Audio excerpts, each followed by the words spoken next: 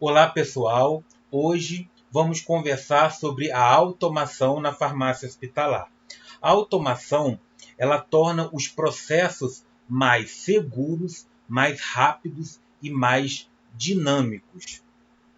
Quais são as tecnologias que podem ser utilizadas, tecnologias de automação que podem ser utilizadas na farmácia hospitalar?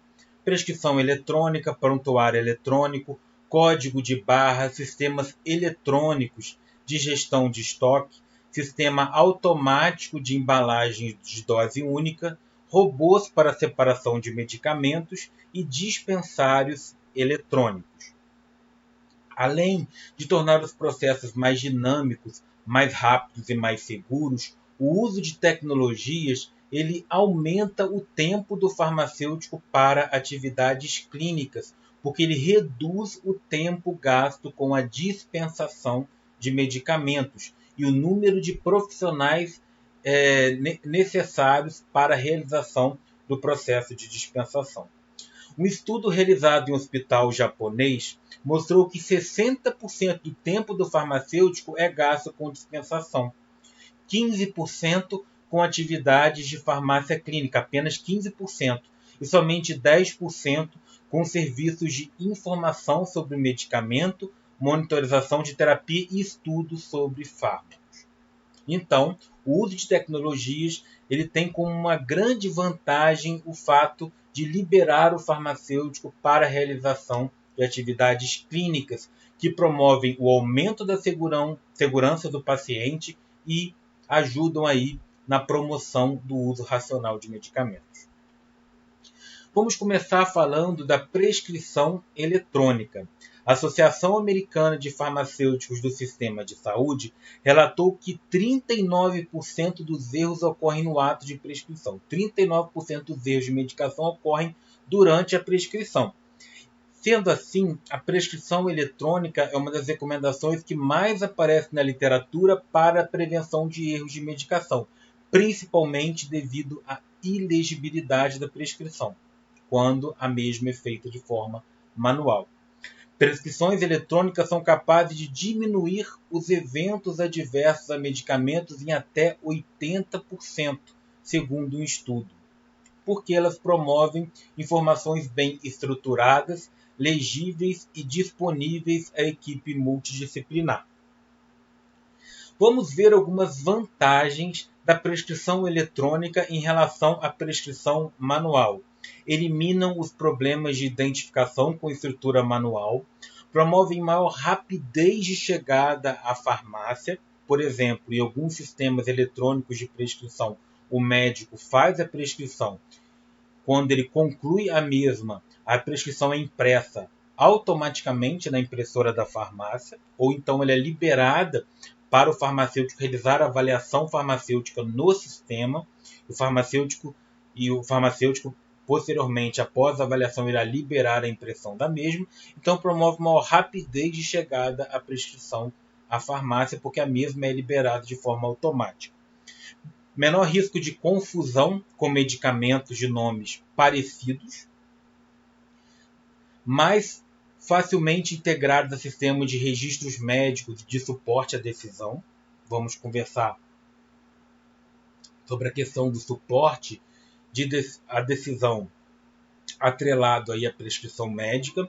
Menor risco de erros causados pelos procedimentos usados em farmácias, facilmente ligadas a alertas de interação medicamentosa, que é uma medida de suporte à decisão. Identificam mais facilmente o prescritor, aptos a serem ligados a sistemas de notificação de reações adversas a medicamentos, capazes de evitar erros de especificação como zeros complementares, disponíveis e apropriados para o treinamento e educação, disponíveis para imediata análise de dados, incluindo relatórios pós-marketing. A gente consegue imprimir relatórios de dados da prescrição, e são capazes de anunciar e gerar importante redução de custo, além de o sistema informatizado poder ligar-se a algoritmos para enfatizar medicamentos custo-efetivos, então também mecanismos de suporte à decisão, reduzir a super e a subprescrição, então, prescrição de medicamentos em excesso ou a prescrição de medicamentos insuficientes para tratar determinada doença. Então, através de mecanismos de suporte à decisão, como a colocação aí no sistema de protocolos clínicos, e reduzir escolhas de medicamentos incorretos. Agora vamos falar exatamente sobre isso. Prescrição eletrônica com suporte à decisão. Quais são exemplos aí de suporte à decisão? Alertas de alergia medicamentosa potencialmente fatal, risco de choque anafilático, resultado laboratorial potencialmente fatal, interações medicamentosas inseguras, gerando um rápido alerta profissional, links para protocolos baseados em evidência. Aqui tem um exemplo: o clínico digita o diagnóstico de pneumonia comunitária e um protocolo recente para o tratamento dessa pneumonia aparece para o prescritor. A gente tem também prescrições padrões para diagnósticos comuns. Podem ser carregados em um sistema informatizado de prescrição médica. Então, o médico faz, pelo diagnóstico do paciente, aparece aí uma prescrição padrão, tornando mais simples a prescrição para o médico. Então, temos uma maior adesão a protocolos baseados em evidências pelo prescritor.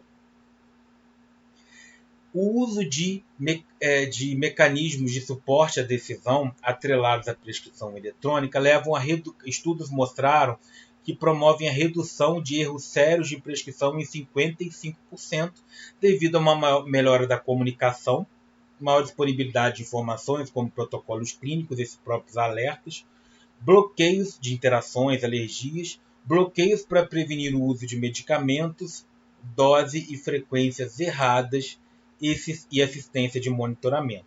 Um estudo posterior com um sistema de suporte de decisão mais sofisticado encontrou até 83% da redução em erros de prescrição de medicamentos.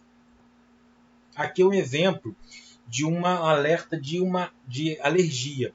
O médico prescreveu nafcilina ao paciente e foi gerado um alerta, risco de choque anafilático devido à sensibilidade do paciente a este fármaco. O exemplo de prescrição eletrônica com suporte à decisão. Eu participei de um estudo que avaliou o impacto de um alerta de interação medicamentosa em sistema eletrônico de prescrição. A gente não tinha inserido ainda nenhum alerta de interação e a gente resolveu medir aí a adesão do prescritor à incorporação de uma interação medicamentosa no sistema, incorporação de um alerta. Bom, qual a interação que a gente colocou entre clopidogrel e o omeprazol? O omeprazol ele inibe a enzima citocromo P450-2C19, que é responsável pela conversão do clopidogrel no seu metabólito ativo, que leva a uma redução de 47% do efeito antiagregante plaquetário do clopidogrel. Qual foi o objetivo desse trabalho? Avaliar o impacto de um alerta eletrônico de interação medicamentosa entre clopidogrel e omeprazol, sinalizado ao médico no momento da prescrição. O método foi o seguinte: foi avaliado o número de prescrições contendo a interação medicamentosa clopidogrel e omeprazol 3 meses antes a inserção do alerta e 3 meses após. Qual a informação que aparecia para o médico quando ele prescrevia os dois medicamentos de forma concomitante? A interação entre omeprazol e clopidogrel leva a uma redução de 45% dos níveis séricos do metabólito ativo do clopidogrel e redução de 47% do seu efeito antiagregante plaquetário. Como resultado, tivemos o seguinte: no período anterior à introdução do alerta no sistema, foram encontrados 250 prescrições contendo os dois medicamentos, estando essa associação prescrita para 57 pacientes. Já no período posterior ao alerta, foram detectadas apenas 54 prescrições contendo interação para 16 pacientes, o que representou uma redução significativa de 78,4% do número de prescrições contendo a referida interação medicamentosa. Então, como conclusão, a emissão automática do alerta de uma interação medicamentosa para o médico no momento da prescrição com conteúdo científico e clínico mostrou-se uma abordagem eficaz na finalização e suporte à decisão. A seleção criteriosa dos alertas, bem como seu conteúdo, é uma estratégia que pode contribuir para o uso racional e seguro dos medicamentos em ambiente hospitalar. Então, olha o impacto que teve um alerta de prescrição na decisão do médico. E é importante ressaltar que no período manteve-se a mesma taxa de ocupação do hospital, o mesmo perfil de paciente. É um hospital, esse hospital foi um hospital de referência, foi realizado estudo, hospital de referência em cardiologia do Brasil, né, do estado do Rio e do Brasil. É importante que a prescrição eletrônica seja integrada com todo o ciclo de medicamento. Então, a prescrição ela deve ter integrada a gestão de estoque, a dispensação de medicamentos e a administração de medicamentos. Então, o que ocorre normalmente? O médico faz a prescrição gera na farmácia uma requisição ao estoque, o farmacêutico valida essa requisição de estoque. A partir dela, o técnico separa o medicamento e realiza a baixa do medicamento no estoque, utilizando tecnologia de código de barras. Então, a gente tem aí uma integração entre a prescrição de medicamentos e a gestão de estoque e dispensação. É importante haver essa integração. E também a administração de medicamentos, de forma que permita que o enfermeiro, através da checagem por código de barras, confira se o paciente está recebendo o medicamento certo, através da bipagem aí, da pulseira de identificação do paciente e dos medicamentos dispensados pela farmácia. Então, a gente tem todo esse processo de integração entre a gestão de estoque, dispensação de medicamentos e administração. Temos também o prontuário eletrônico. O prontuário eletrônico ele é muito importante para a farmácia, porque ele permite que o farmacêutico tenha acesso a informações clínicas do paciente. Isso vai impactar em uma análise da prescrição médica de forma mais satisfatória. Vai proporcionar aí informações para que o farmacêutico avalie melhor a prescrição médica, como, por exemplo, a indicação do tratamento do paciente e as demais informações clínicas, como exames laboratoriais, etc.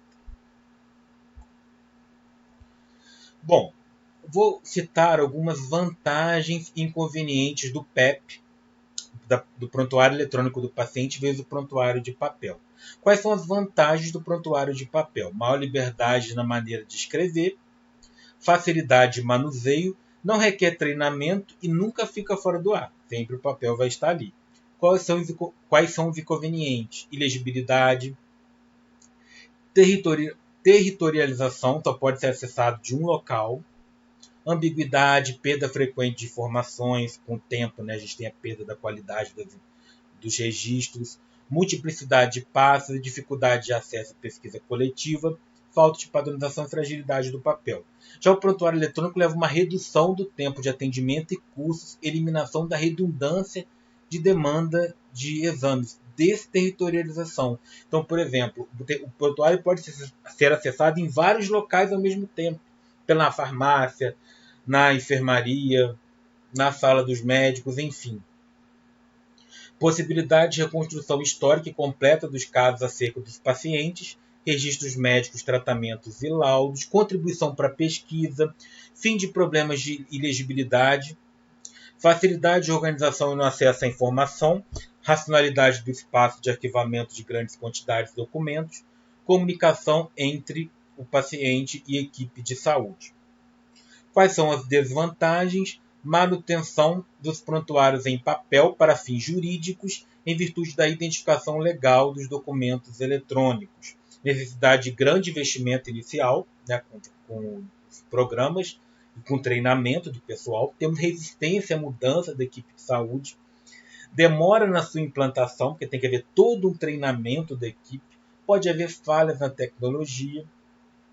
falhas no sistema de fornecimento de energia elétrica, onde é necessário aí um acesso rápido àquela informação e pode haver algum problema aí em relação a isso. Mas tem uma série de vantagens.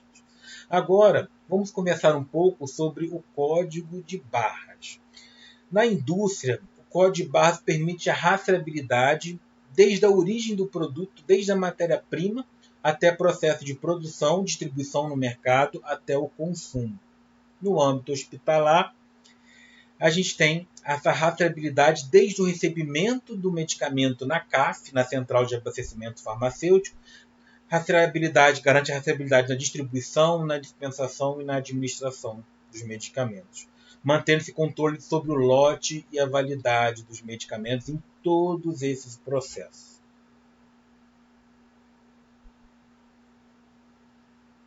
O que acontece? Mesmo quando rigorosas checagens de segurança são realizadas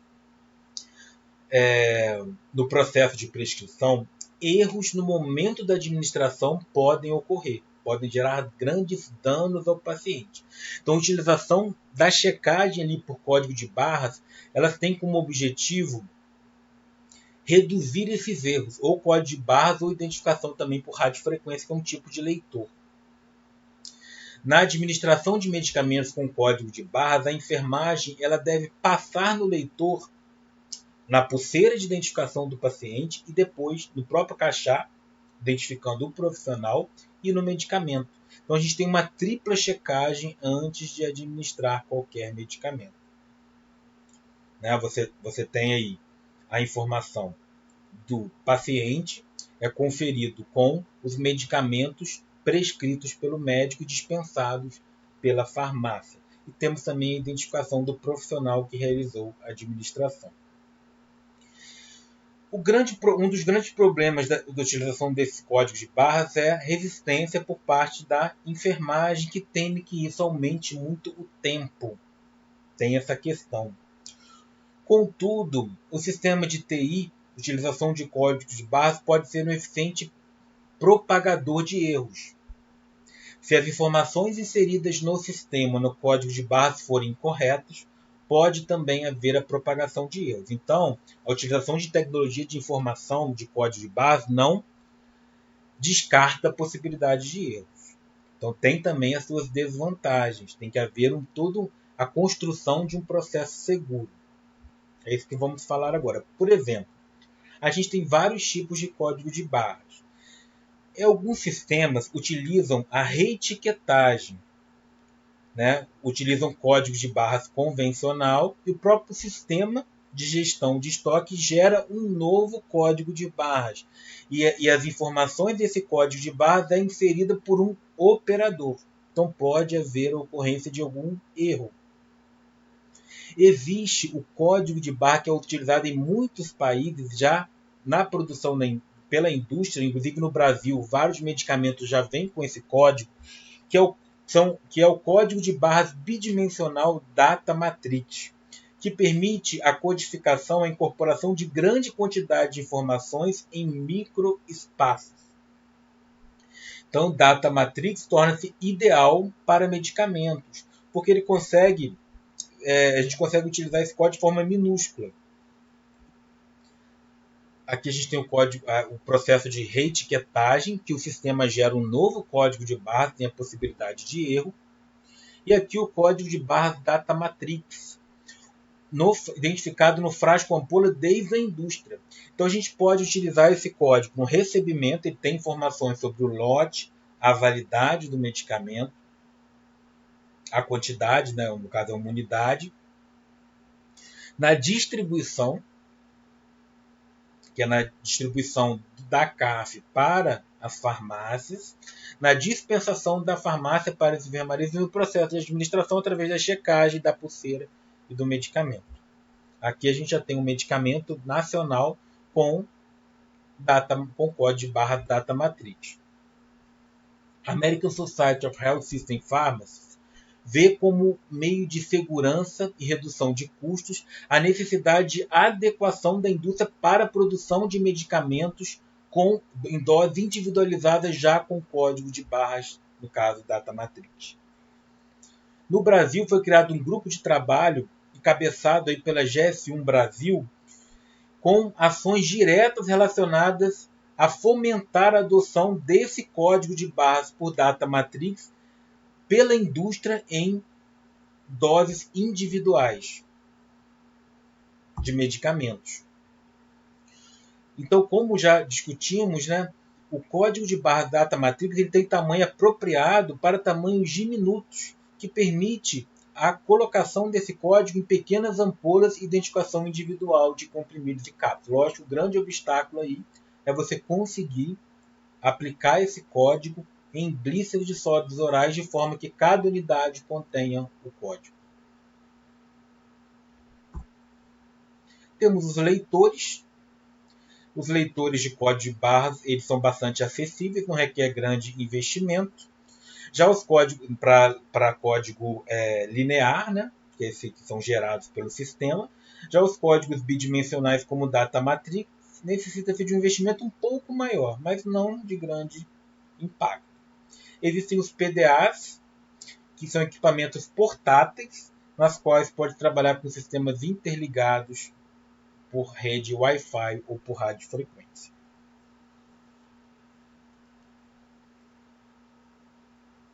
Hoje em dia temos sistemas de automação de unitarização de doses. É um sistema automático que gera uma embalagem secundária, que produz uma embalagem secundária que fica sobre a embalagem primária, sobre cada unidade de embalagem primária, sobre uma ampola, sobre um comprimido.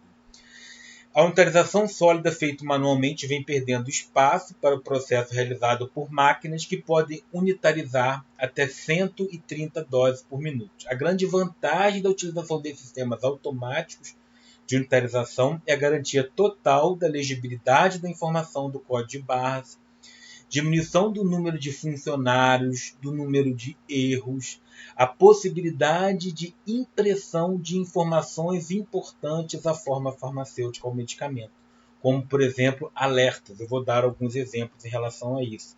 Por exemplo, aqui a terlipressina, essa é a embalagem secundária. Dentro dessa embalagem secundária vai ficar a embalagem primária, ou seja, uma ampola de terlipressina. Risco de queda, controle de sinais vitais, EV lento. Então a gente adicionou várias informações importantes sobre o medicamento. Além disso, a gente pode colocar tarjas nessa embalagem, tarjas vermelhas, pretas, identificando aí medicamentos potencialmente perigosos. Pode padronizar uma cor para medicamentos fotossensíveis, dentre outros.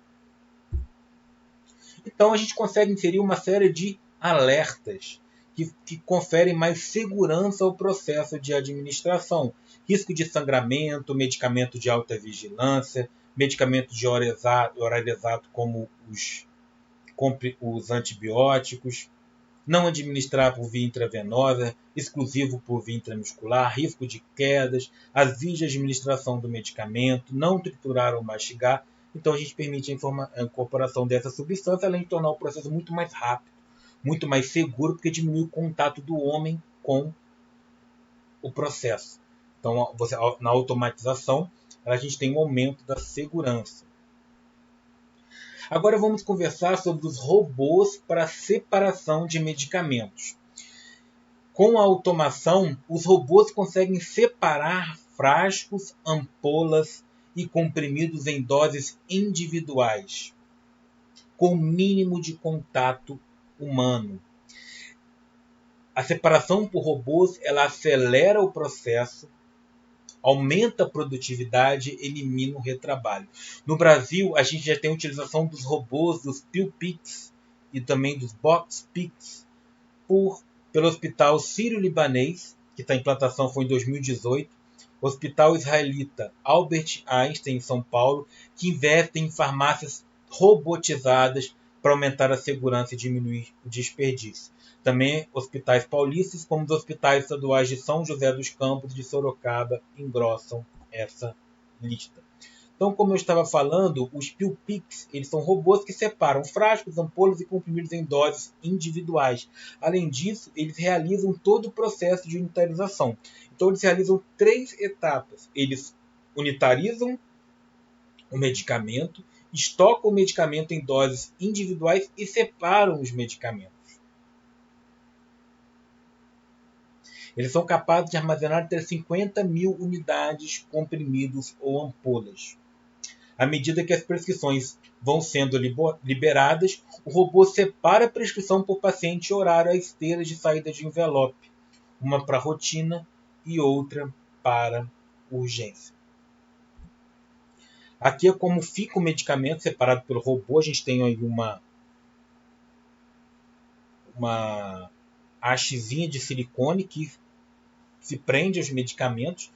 Isso foi realizado pelo robô, essa separação dos sólidos orais. Alguns hospitais já têm um sistema de distribuição por dose unitária, então a gente não vai ter os injetáveis aí separados pelo robô, apenas os sólidos orais, como que ocorre no Sírio-Libanês, no Albert Einstein. Aqui é o robô do Sírio-Libanês, uma fotografia. Aqui dentro, né, realiza toda essa etapa de unitarização, de armazenamento, de separação. E temos também os box picks. Os box picks, eles são muito utilizados para a liberação de pomadas, soluções orais, xaropes. É um outro tipo de robô. Ele complementa o processo. Ele tem um braço robótico que retira o medicamento do estoque e deposita numa gaveta. E o farmacêutico retira, então o farmacêutico técnico de farmácia abre a gaveta e retira o medicamento. Por fim, temos os dispensários eletrônicos. Os dispensários eletrônicos, eles funcionam como tem aquelas máquinas de bebidas de aeroporto, rodoviário, que você coloca o dinheiro, seleciona a bebida cai automaticamente. É dessa forma que funcionam os dispensários eletrônicos. Eles normalmente são colocados nas enfermarias. E são armários computadorizados que permitem que o medicamento seja armazenado e dispensado perto da unidade de cuidado ao paciente. Eles, por isso, são considerados sistemas automatizados descentralizados. Para manusear o dispensário, é preciso que o profissional realize um login. Ele seleciona a prescrição do paciente, o medicamento que ele deseja retirar. O medicamento vai ser administrado. Um compartimento ou gaveta se abre, liberando o medicamento a ser utilizado para administração. Normalmente, esse sistema eletrônico é integrado à prescrição médica, ele é integrado, e a liberação do medicamento só ocorre após a avaliação da prescrição pelo farmacêutico. Entre as vantagens, a gente tem o fato de maior praticidade, redução da necessidade de deslocamento do profissional da enfermagem até a farmácia, como consequente, uma maior disponibilidade dos profissionais para se dedicarem aos pacientes. O uso desses equipamentos pode promove otimização do tempo, reduz custos e erros relacionados à dispensação. Aqui a gente tem a fotografia desses dispensários automáticos. Então, eu conversei um pouco com vocês sobre a automação na farmácia hospitalar. Todos esses equipamentos, eles têm como objetivo aumentar a segurança do paciente, otimizar os processos, torná-los mais rápidos e liberar o farmacêutico para realizar atividades clínicas que geram um grande impacto na qualidade da terapia medicamentosa do paciente. Então foi ótimo estar com vocês e até a próxima.